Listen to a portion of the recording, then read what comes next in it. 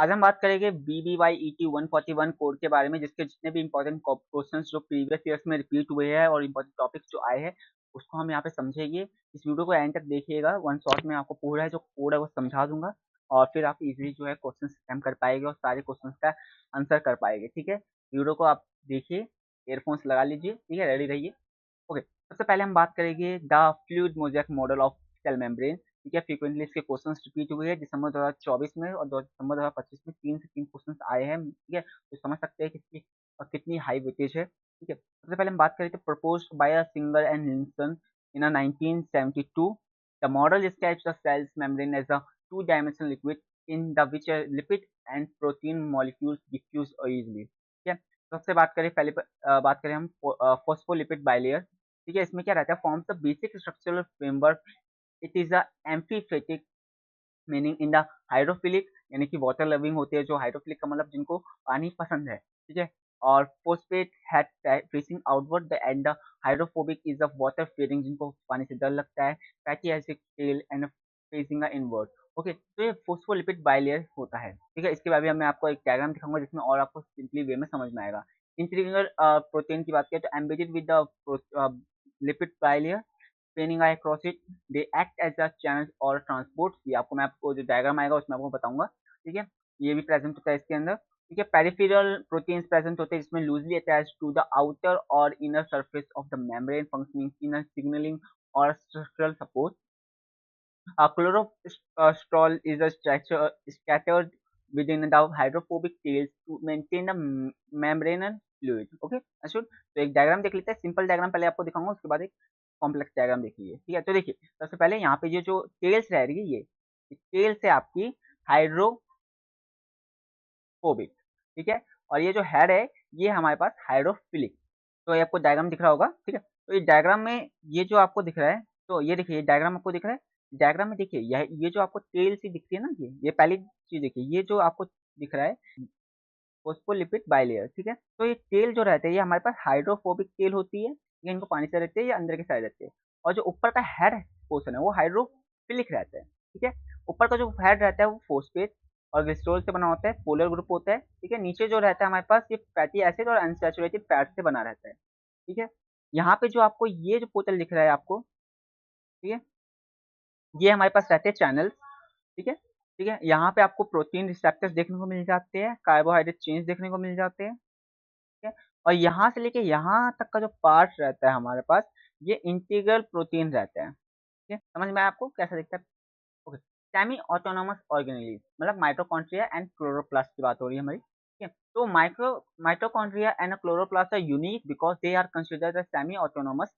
This because they can partially function and replicate independently of the nucleus through they still rely on a nuclear gene and for certain proteins। ठीक है, ये कुछ चीजों के लिए nucleus jeans पर मतलब रिलाई करते हैं, मतलब डिपेंड करते हैं। ठीक है, बाकी ये सारा काम खुद से ही करते हैं। ठीक है, सेमी ऑटोनोमस होती है। जैसे कि प्रेजेंस ऑफ ओन डीएनए, इनका खुद का डीएनए होता है, जैसे कि mtDNA हो गया हमारे पास या cpDNA हो गया। Both organelles contain their own circular double stranded DNA completely separate from a cellular membrane। Cellular membrane से बिल्कुल अलग रहते हैं। सिंथेसिस मशीनरी की बात करें तो 70s राइबोसोम होता है, इनका खुद का होता है। ठीक है, टीआरएनएस प्रेजेंट होते हैं इनके पास, एंजाइम्स प्रेजेंट होते हैं जो रिक्वायर्ड होते हैं, और synthesize some of their own proteins, कुछ प्रोटीन से खुद से सिंथेसाइज करते हैं। बाइनरी फिजन प्रोसेस करते हैं ये। ठीक है, बाइनरी फिजन प्रोसेस करते हैं, divide independently of cell cycle through a process resemble of a bacterial binary fission. Symbiotic theory क्या कहती है कि this semi-autonomous provide the strong evidence that these organelles evolved from a free-living prokaryote that engulfed by a primitive eukaryotic cell। DNA as a genetic material Griffin experiment, most popular experiment in the 12th session, जो आपने सुना ही होगा, इसके multiple times आए हैं, NEET के examination में दो या फिर एग्जामिनेशन में दो। इसके 5 क्वेश्चन आए हैं 2024 के दिसंबर के एग्जामिनेशन में, और 2025 के दिसंबर एग्जामिनेशन में 7 क्वेश्चन इसी से बने हैं। तो ये कितना इंपॉर्टेंट है बस आप समझ सकते हैं। ठीक है, तो फ्रेडरिक ग्रिफिन ने 1928 में एक्सपेरिमेंट किया था स्ट्रेप्टोकोकस न्यूमोनिया के ऊपर, provide the first evidence of bacterial transformation, paving the way to discovering that the DNA is a genetic material and S strain is a smooth is a violent as a causes a pneumonia due to a protective polysaccharide capsule. Okay, तो क्योंकि यार smooth था, so that's why इसमें क्या आता है, जो violent होते हैं निमोनिया को कोज करता था, ठीक है, जो भी एस स्ट्रेन था हमारे पास। वहीं पे हम बात करें आर स्ट्रेन की, R strain is a rough strain, is a non violent, does not cause a pneumonia, ये निमोनिया कॉज नहीं करता था, लैकिंग द कैप्सूल, इसमें कैप्सूल एब्सेंट होता था। एक्सपेरिमेंट कैसे हुआ है इसमें कि एक हमारे पास एक, ठीक है, देखिए इस डायग्राम से समझिए, पहले लाइव एस स्ट्रेन डाला माउस, चूहा मर गया, ठीक है, आर स्ट्रेन डाला तो चूहा जिंदा रहा। अब उन्होंने क्या heat kill S strain mouse में डाला, चूहा जिंदा रहा। अब heat kill S strain plus R strain डाला, ठीक है, तो चूहा मर गया। इससे क्या लगा कि कुछ तो ट्रांसफर हुआ, जो ग्रिफ्टिन थे उनको, फ्रेडरिक ग्रिफ्टिन ने, उसको डाउट हुआ कुछ तो ऐसा है जो ट्रांसफर हुआ है जिस वजह से चूहा मरा, नहीं तो जो हमने हीट किल असिस्टेंट रहा तो वो जिंदा रहा, हार्ड स्टैंड रहा तो जिंदा रहा। अब दोनों चीजें तो हमने साथ में डाली तो फिर कैसे करा, तो इसमें उन्होंने एक चीज सोची, इस केस में कोई तो एक चीज थी जो ट्रांसफर हुई है, जो इसको हम ट्रांसफॉर्मिंग प्रिंसिपल कहते हैं, और transfer from a that assistant से आर स्टेन में कुछ तो गया है जो कि उस टाइम पे पता नहीं था, जो कि बाद में एवरी मैकलीडियो और एमसी कार्टी ने प्रूव किया कि वो जो प्रिंसिपल है वो डीएनए की बात कर रहे हैं, और इस कॉल्ड डीएनए जो ट्रांसफर हुआ था। Okay, understood. तो ये आप रीड कर लीजिएगा।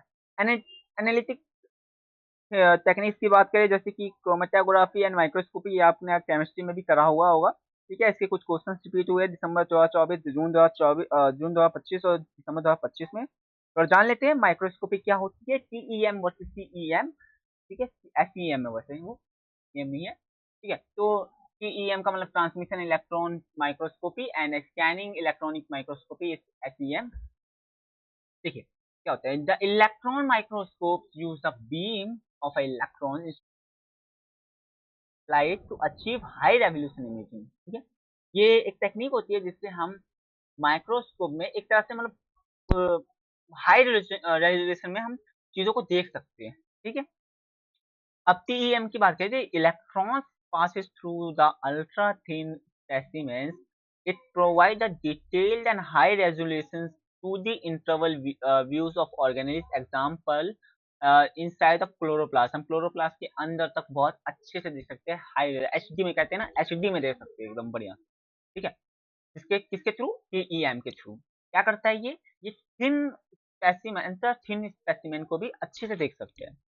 बात करें स्कैनिंग इलेक्ट्रॉन माइक्रोस्कोपी यानी एसईएम की, ये क्या करता है कि electron bounce off the surface of specimen, ठीक है, and coated with the heavy metal, it provide a highly 3D topographical, it means कि टीईएम हमें 2D व्यू देता है और वहीं पे हमारे पास एसईएम हमें एक 3D व्यू देता है, ठीक है। ओके, क्रोमेटोग्राफी की बात करें, chromatography is a technique used to separate the complex biological mixtures into their individual components based on their differential distribution between a stationary phase of a mobile phase. Okay, stationary और mobile phase में differentiate बताता है, ठीक है। Column chromatography की बात करें तो इसमें हमें सिलिका का यूज करते हैं, स्टेशनरी फेज में, packed into a vertical glass tube के ऊपर, the sample pose on top and the liquid mobile phase flows down where gravity and different molecules accumulate at a different rate based of size, charge और affinity, ठीक है। थोड़ा मैं दिखा देता हूँ आपको कैसे होता है, वेट अ मिनट। देखिए कुछ ऐसा होता है यहाँ पर, ठीक है। देखिए स्टेशनरी फेज में हम क्या करते हैं, यहाँ पे डिप करते हैं सबसे पहले, जो भी है हमें सैंपल लिया है उसको हम फिर एक जो लिक्विड के अंदर डिप करते हैं, ठीक है। उसके बाद कुछ आप कलर्स के पैटर्न देखने को मिलते हैं जिसमें हमें कंपाउंड्स का पता चलता है, compound C B A B, ठीक है। ये मोबाइल फेज होता है और ये हमारा स्टेशनरी फेज होता है, ठीक है, जिसमें हम सैंपल को स्पॉट करते हैं। अंडरस्टूड, समझ में आ गई इतनी बात, ठीक है। यही पूरा क्रोमेटोग्राफी होता है जो कि यहाँ पे है। देखिए paper thin layer chromatography, the stationary phase is sheet of the thin layer is silica on the plate, the mobile phase moves the capillary action होता है, ठीक है, ये आपने केमिस्ट्री में पढ़ाई है, separating compounds based on a polarity पे जो कंपाउंड है वो। नेक्स्ट सेंट्रल डॉगमा, ठीक है। ट्रांसक्रिप्शन एंड ट्रांसलेशन की बात करें, the flow of genetic information involves transcription to DNA to mRNA and translation is mRNA to protein, okay understood. So transcription in a eukaryote occurs in a nucleus. It is categorized by three types of RNA polymerase in a pol 1 for a RNA, or pol 2 is a mRNA, and pol 3 is a tRNA. Okay? It includes the elimination of binding to promoted via transcription factors, elongation, termination, and three mRNA undergoes a process, the 5' capping and 3' poly A cap scaling and slicing to remove of bonds, ठीक है। जिसे कह सकते हैं रखने वाली चीज है, पढ़ लीजिए इतना, ठीक है। आपको वैसे ये याद भी हो सकता है कि बहुत ही चीज है, 12th में भी है ये। ट्रांसलेशन की बात करें, इन eukaryote occurs in a cytoplasm on a 80S ribosome. Initials requires of over a 12 IFS. The small ribosomal subunit binds the 5' cap and scans for the AUG start codon bringing in a methionine. And elongation के लिए हम क्या करते हैं कि tRNA लेते हैं, उसको एमिनो एसिड के ए साइड पे बाइंड करते हैं, there is a peptide bond forms a P site and then empty tRNA exit हो जाता है हमारे पास पी साइड से, ओके अंडरस्टूड। ओके, टर्मिनेशन की बात करें तो ए स्टॉप कोडन होता है हमारे पास, यूए यूएजी और यूजीए, ये हमारे पास स्टॉप कोडन होते हैं। Is a reach then release the factors binds up freely the newly synthesised polypeptide chains is ready, okay. तो यही है, ठीक है। तो हमारे इस कोड में इतना ही था, ठीक है। क्या क्या याद करना है आपको, central dogma, transcription and translation, chromatography, ठीक है, microscopy, okay, and then analytic की टेक्निक है ये, तो इसका तो पता ही है आपको, ठीक है। ये आपको याद करके आना, मोस्टली क्वेश्चन रिपीट हुए हैं। DNA as a genetic material with autonomous organism, जैसे माइटोकॉन्ड्रिया और क्लोरोप्लास्ट के बारे में बात करी है, इसके क्वेश्चन बहुत सारे आए हैं, तो इसको भी आपको पढ़ के जाना है। एंड देन लास्ट हमारा जो है the fluid mosaic model of cell membrane, ठीक है, ये आपको पढ़ के जाना है। तो ये हमारा जो चैप्टर था, ये कोड था, वो खत्म हो चुका है। इसमें आपको सारी चीजें समझ आ गई होगी मोस्टली। जो भी समझ नहीं आया, आप मुझे कमेंट करके बताइए, उस पर मैं स्पेसिफिक वीडियो आपको अपलोड कर दूंगा।